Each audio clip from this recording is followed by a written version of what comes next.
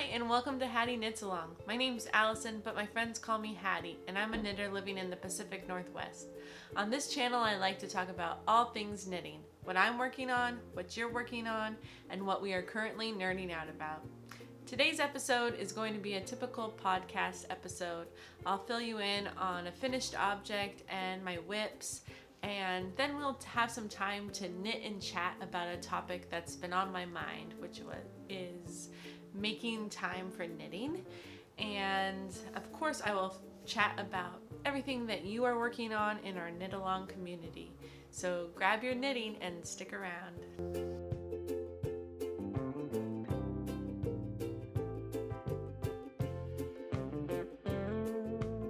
First, I'd like to talk about my finished object of the week, which are my Under the Quilt socks by Stone Knits.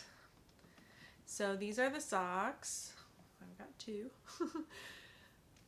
This is an all-over colorwork sock that is a quilt star theme. I knit these up using my Farmer's Daughter Sock Squad November colorway, which is called Mourning the Abundance, and it is their Pintler sock base. So this month we got 2 half skeins. I had to rewind one, so it looks a little silly, but so those were 50 grams each. It's like a brown color and a gray color. And then we got 1 mini skein that was 20 grams. And this is what I have left of that. So pretty colors. I thought they would go well with the Under the Quilt socks by Stone Knits, so I did that pattern. Now I did twisted rib for the cuff, and I did that on size 1 DPNs, and then I switched over to size 2 9-inch circulars and did all of the color work on that. When I got to the spot for the heel, I did a short row heel again on size 1 DPNs, and then again back to the size 2 9-inch circulars for the rest of the foot, and then back to size 1 DPNs for the toe, which is just a regular wedge toe and a Kitchener stitch on the end. Here is what happened.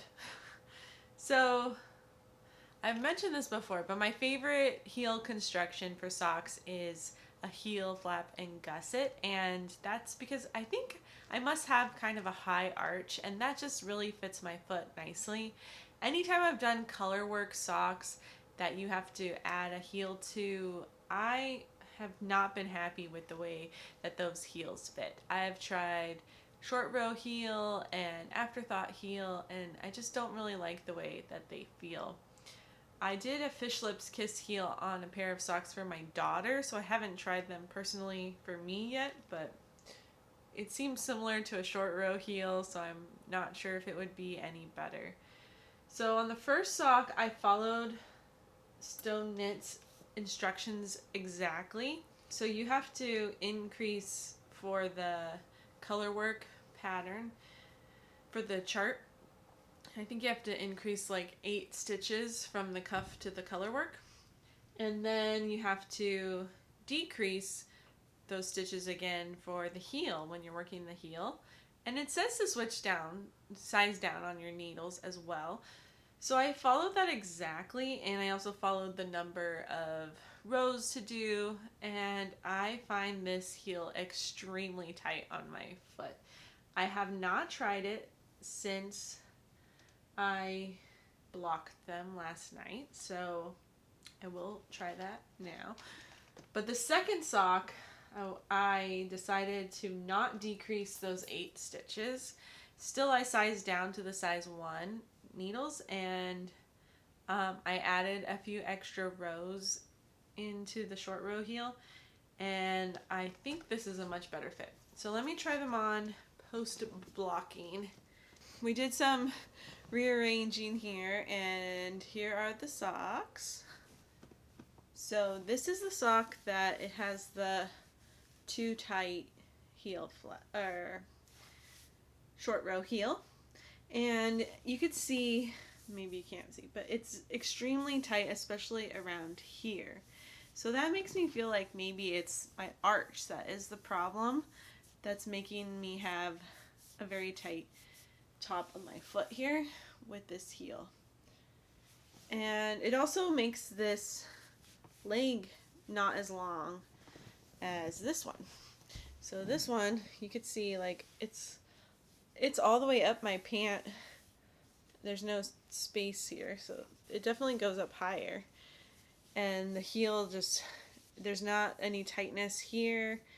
It feels much more comfortable. And yeah, I mean, I definitely have the right size for my toe on this one. It's just the heel is too small. All right, I'm back. So anyways, you could see my dilemma with the heel here. I think I could wear these, and as I wear them, they probably will stretch out a little bit more. It definitely does feel better since blocking. It was easier to put these socks on. But I do wonder if I should just bite the bullet and knit a third sock that I know will fit, because I did the second sock the way that fits and feels nice. So I think I have enough yarn. I actually haven't measured the contrast color yet, but I think this is probably enough. And I mean, this is definitely enough. This is, like I said, they were 50-gram skeins, so I didn't use very much to make 2 socks. But I just have other things that I want to knit, and I just am not in the mood to knit a third sock. I don't have 3 feet. I have 2 feet. So I really don't want to do that. Anyways, let me know in the comments what has worked for you for colorwork socks. Have you found a heel that works, especially if you have a high arch like I think I must have? Is there a certain heel type that works best for you? Is there a way I could do a heel flap and gusset even though it's color work? I can't really wrap my head around that. So let me know in the comments what you think, and if you think I should just bite the bullet and knit a third sock. Let me know that too. All right, let's move on to our whips. My first work in progress this week that I'm going to talk about is the cabled dad mittens. I am holding them in this Sacred Sheep project bag. My friend Maiken bought this for me for my birthday, which was a few weeks ago. So thank you, Maiken. Let me show you them. So I'm knitting these mittens for my brother. He asked for a pair of convertible mittens, and I'm going to give them to him as a Christmas present. Let me show you what I've got so far. Oh wow, that looks awesome on camera.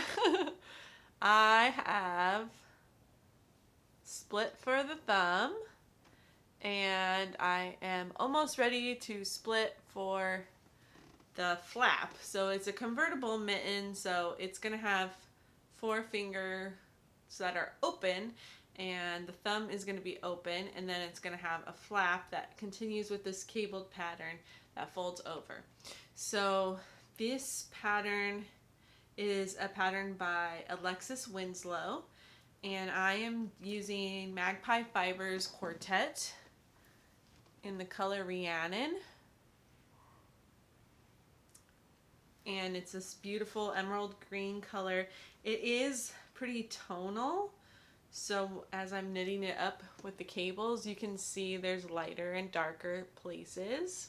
This yarn is a worsted weight 100% marine superwash merino, and I got superwash because I knew it was for my brother and he would have to take care of these, so I wanted the easiest yarn that he could take care of. But I know I've worked with Magpie Fibers superwash yarn before, and I just knew it would have a beautiful stitch definition, which is what you really want for these kinds of mittens that are all about the cables and the ribbing. So this is a really simple pattern to memorize. It's a 26 stitch repeat for the pattern for the most part, And for this size, it does have different size charts for the different sizes, and I'm knitting the size large because my brother is a large guy. He's like 6'3", and he sent me his hand measurements, and he's definitely needs the large. But what's nice about this pattern is it is a lot of ribbing, so there is quite a bit of stretch in this. So this is the largest size that is offered in the pattern, which is a 9.5-inch wrist and a 9.5-inch palm, which seems to be able, it'll fit him just fine, but in case you need bigger, I think, you know, there is some wiggle room because of the stretch in this fabric.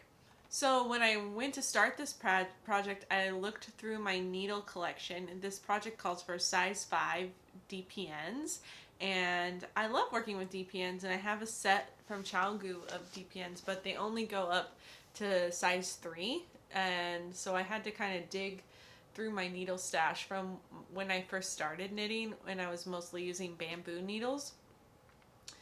So these are, you know, Clover brand bamboo DPNs that I already had.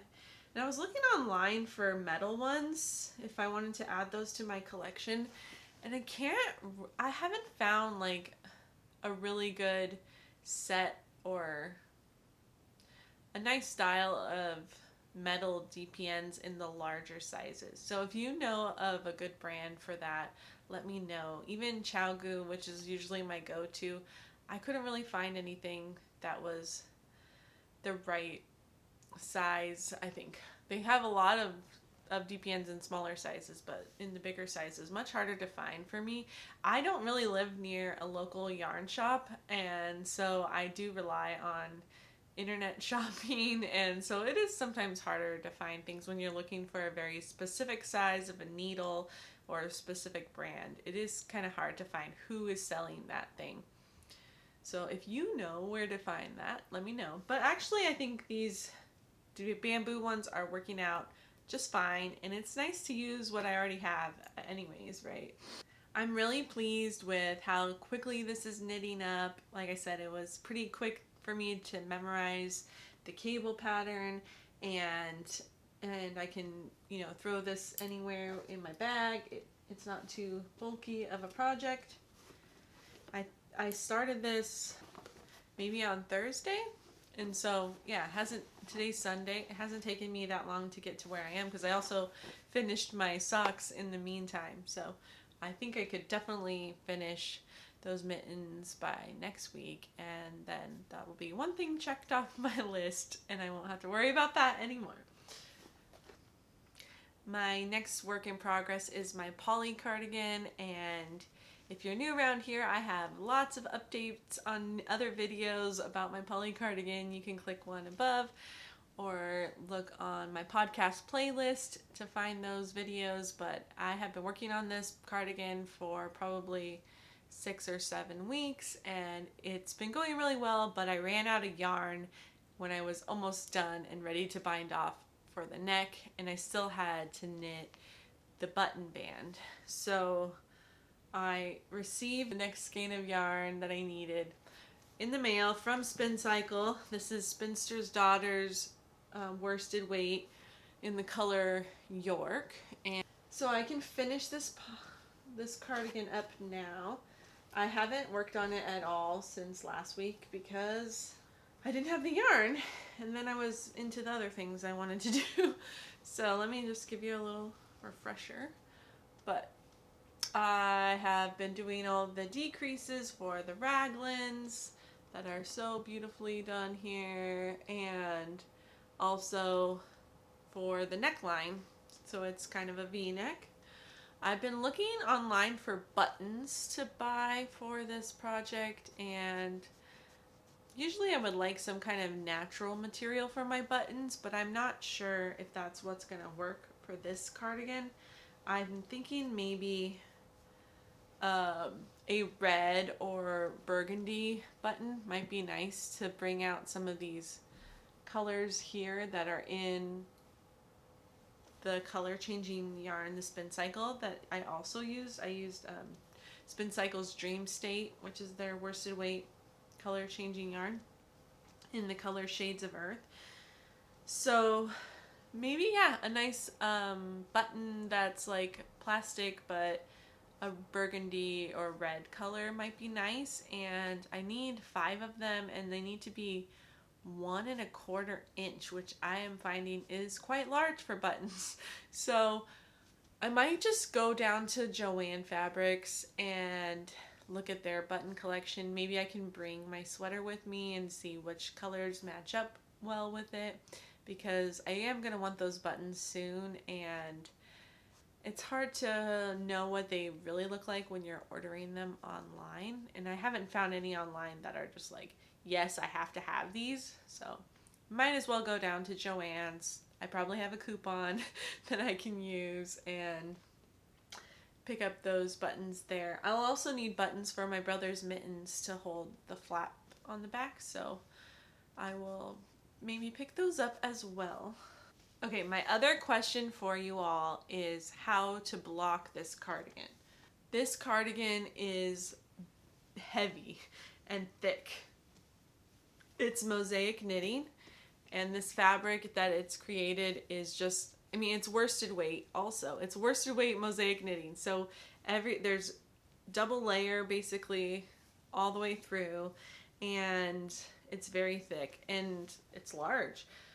So I'm a little bit worried about blocking this, you know, in my typical wet blocking way that I would usually do for my sweaters. I might put it in the bathtub. I don't really have a good steam blocking method, and I do think that this stitch pattern would do well with a good blocking, like a good full wet blocking. So I do kind of want to do that. Might do it in my bathtub. That might be the easiest way to do it. But if you have any tips or suggestions for blocking worsted weight or like super thick fabrics on a full sweater and not just in pieces. I have done it in pieces before, but not a full sweater. So let me know your tips for that. All right, I want to chat a little bit about a plan that I am forming in my mind for another thing I want to cast on this month. On Thanksgiving Day, Andrea Mowry is starting a knit along that is a sock challenge. So the challenge is to knit a pair of socks in 4 days from November 28th to December 2nd. And it's because it's the long weekend with Thanksgiving, so supposedly you have more time to devote to knitting. And I did do that challenge last year, and I made one sock. It was the tessellated sock pattern, and the tessellated sock is again a mosaic pattern. You're knitting 2, slipping 2 the whole time. It's very tedious, it takes a long time, and you're knitting with like really thin yarns. So I was able to get one sock done, and then I never finished the second sock. So sad. I think that's like one of the only things that I've started that I've never finished. I'm usually pretty good at finishing my projects up. But this year's sock is the Oxbow sock, and it's called that because it's based off of the stitch pattern that she's used for her Oxbow sweater. And this year she has designed it with a heel flap and gusset, which you know is my go-to. So and also it's like just a short ankle sock. It's not very tall at all. So I think that these socks are very doable in 4 days.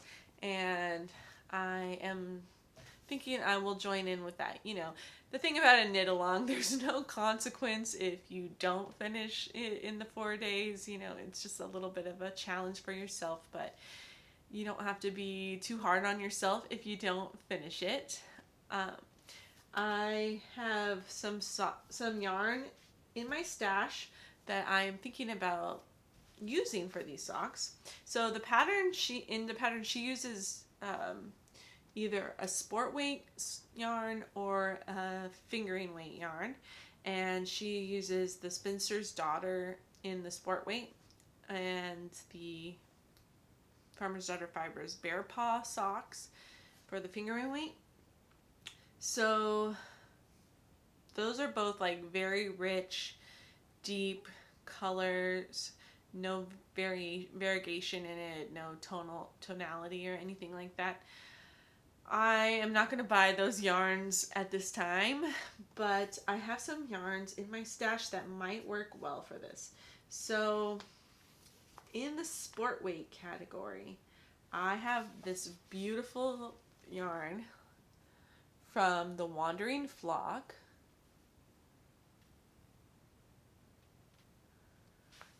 This yarn is 50% extra fine merino, 30% baby alpaca, and 20% nylon. It's sport weight. It is the baby paca is the name of the yarn base, and the colorway is Rainbow Sherbet. The Wandering Flock is a yarn dyer out of Brooklyn, New York, and oh my gosh, all of their yarns are just very scrumptious, yummy looking colors, and all of their yarns are very, very soft. So this is obviously alpaca, so it's even softer, but it does have 20% nylon in it. So I do think that this could be used in knitting socks, and I don't have any sport weight socks that I've made, so it might be kind of nice to have like this really warm, squishy, soft pair of socks, and they would hopefully hold up because of that 20% nylon. Now, the thing I'm a little bit worried about is the color variegation in this yarn with the stitch pattern that Andrea Mowry has put into this. It's like a knit and purl stitch pattern, and it kind of looks like, you know, bricks kind of building off of each other. But I don't know. I think if I didn't mind that the stitch pattern wouldn't be so distinguishable and just wanted the really soft, squishy pair of sport weight socks, this is probably a good choice. I have two fingering weight choices that I could use as well. So this is Gusto wool, and the color is 1019, so nothing fancy, but it's this beautiful green color, and it does have a little tonality to it, and it's pretty much on the yellow side of green. This is 80% merino and 20% nylon, 435 yards for 100 grams. So this would be a very pretty color in sock. It would be more of a typical sock weight, and I mean, you could definitely see the stitch pattern in this, I think, very easily. And then my final choice is this orange color that is called Sweetgrass. And this is a yarn dyed by my friend Lily of Merino y Vino yarn out of Flagstaff, Arizona. So I bought this from her last year and haven't knit anything up with it yet, even though I think it is very beautiful. It has some other colors in it. If you can see here, it has some like red and black or brown speckling in it, but I don't think it would be enough to distract from the stitch pattern. I think you could still see the stitch pattern. This is a sock weight. Again, this is 75% merino and 25% nylon, and 463 yards. Yeah, those three are my choices. Let me know what you think would be a good option for these socks. I hopefully have put up plenty of pictures of them on the side here so that you can see what the socks look like. Usually I do buy yarn for specific projects, so it's kind of interesting that I had all of these skeins available that don't have any projects in mind. But I was part of a sock subscription when I first started knitting, and I do think I didn't use every month's of wool because I just got kind of overwhelmed. I was a new knitter and I had a newborn baby and I just couldn't knit a pair of socks every month. So I do have some of those skeins, and then this baby paca, I bought it because I thought it was beautiful and I had no plan for it. So that's where I have that. And then this same thing, I bought it from my friend because I thought it was beautiful. No plan for it. So that's why I have that. Anyways, I look forward to hearing what you think about those color choices. And like I said, the cast on is on November 28th. So if you're going to join that knit along, please let me know also in the comments. I would love to hear about your yarn choices and if you're excited to make those socks as well.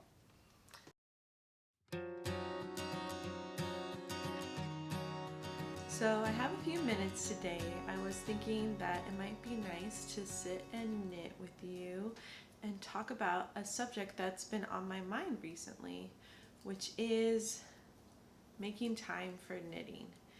Now, I have always been kind of a product knitter. I do really enjoy the process of knitting, which is why I'm so into it, but I also really like finishing a product and having it as something to wear or to give to somebody. And so that part of it is important to me, and I like to find time to knit as much as I possibly can, which means I'm fitting it into all parts of my life. Now, I am pretty lucky that my main job is to be a parent to my two kids, and while I am very busy shuttling them around to different places and all of that, all that it entails to raise two small children, I do have probably more opportunity to knit than somebody who has to show up to a 9 to 5 and, you know, be at work all day long and not have time to knit. So I will put in that caveat, but I do think that there are opportunities to knit that maybe people aren't always aware of or haven't really figured out how to work into their life. For example, I actually like to knit on the treadmill. I go to the gym probably 5 days a week, and I go on the treadmill probably twice a week. And if I have a sock especially, I will bring it with me and knit. I have this little thing called a moon pouch that is made by Ritual Dyes, and it's basically like a fanny pack that has a special slot in it that your yarn can come out of, and it'll keep your balls in it so that you're not losing balls as you're on the treadmill. So I like to use that on the treadmill, and it works pretty well as long as the pattern isn't too complicated. This week when I was working on my colorwork socks, I did do a little bit of the treadmill, but once I started getting really hot and sweaty, I was like, okay, I can't really manage this yarn anymore. Another thing that I enjoy doing is reading. I really like to read romance novels, and I was getting frustrated with the fact that I was having to choose between reading time and knitting time when I had free time. So I decided to invest in a Kindle, and I like the Kindle because I can prop it up on the side of the couch and read at the same time. And all of these things, I think, both the treadmill and the Kindle, they require a pattern that you don't really have to look at for it to be super successful. So if you're doing some complex color chart or complex cabling, it's probably not the best thing for that. But I do think that there are opportunities to squeeze in the knitting here and there.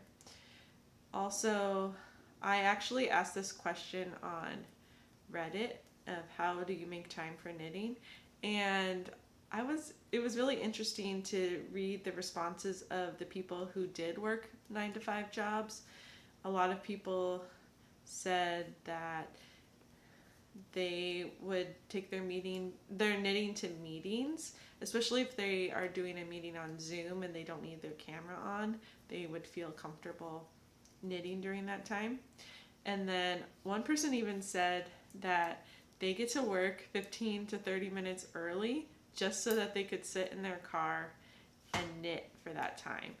And I think that really shows the dedication of a knitter, that, you know, the rest of your life might be a little too crazy and you might not have opportunity at home, but you find that little bit of time to make for yourself. And I think that I really liked that answer. One of my friends, I was talking to them about this, and they said that they knit when they're in community, so they don't necessarily like knitting that much by themselves in their house, but when they are out and about, they find things like knitting circles or bringing it to a meeting or something like that, where they can be around other people, have a conversation, and knit at the same time. And I think that's very sweet that they've associated knitting with social time. So I think it depends on what your priorities are and what you're trying to accomplish in your life. If you're trying to accomplish more social time, then maybe you find those times to bring your knitting somewhere social. If you're trying to accomplish more exercise time, you know, I think walking on the treadmill can be scary to some people, but you could also just walk along the street or on a path or something. I know Andrea Mowry loves to do her wandering whips, where she takes a picture of her knitting and walking somewhere, which I think is really fun.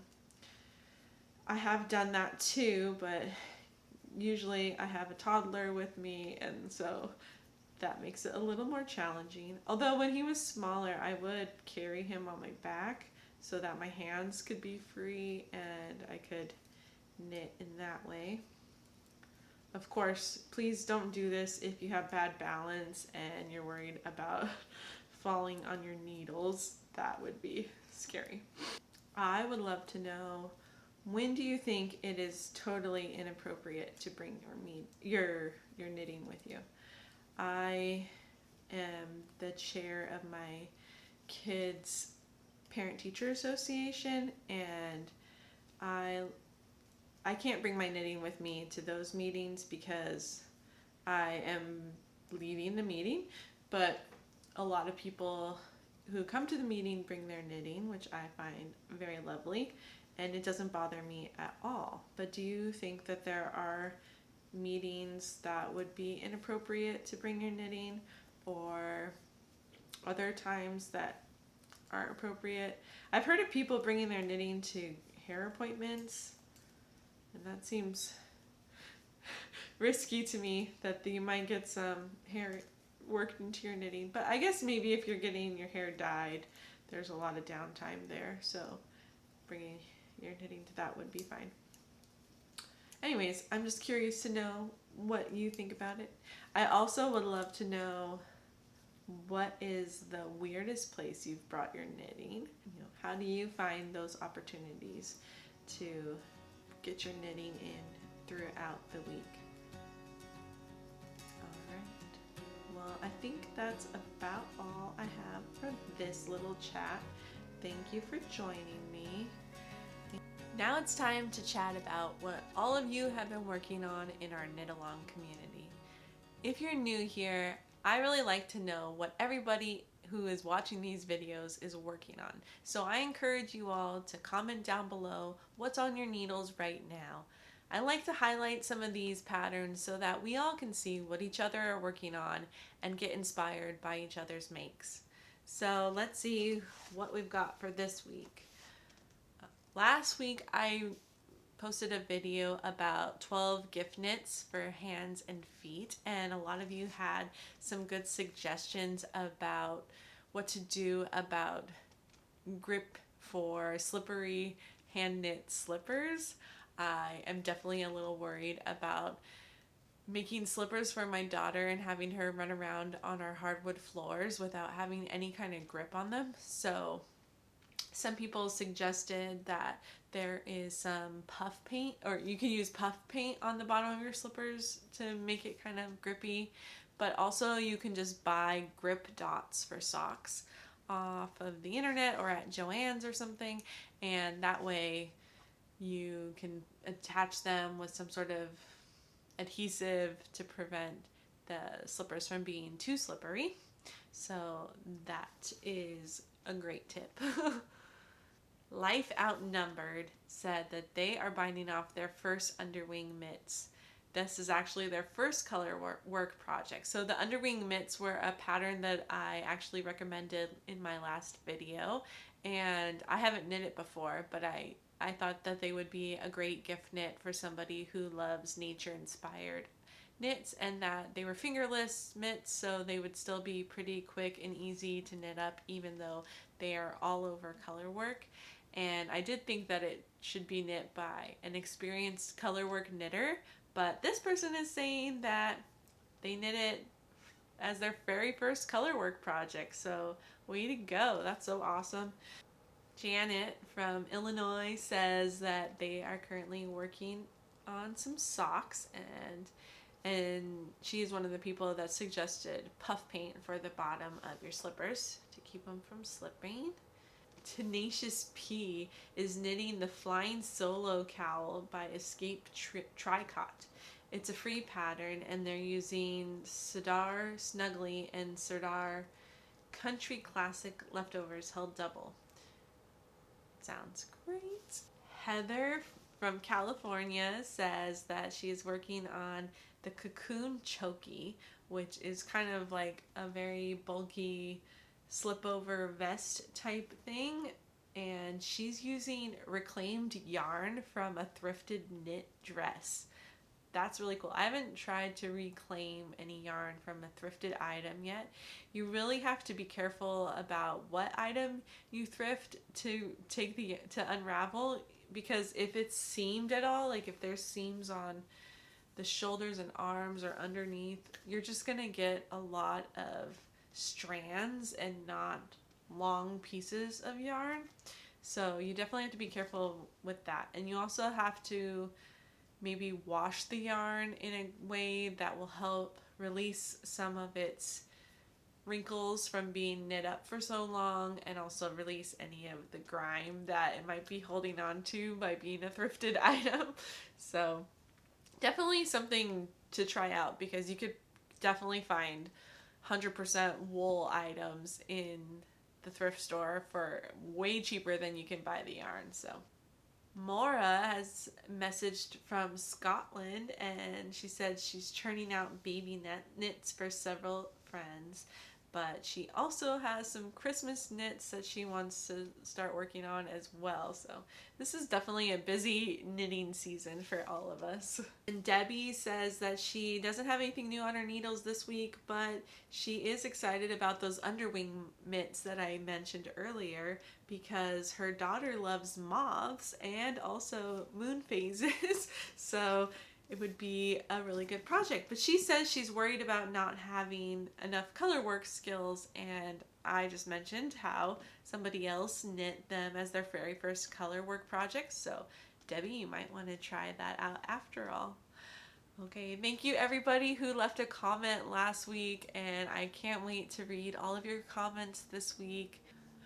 I hope that you have a great week. It's very, very gray and drizzly here in the Pacific Northwest, but we are kind of used to it, so I'm just gonna hunker down with my knitting and prepare for the holidays as best I can. Thank you so much for tuning in to today's video. Don't forget to like, comment, and subscribe below, and I will see you next week. Happy knitting!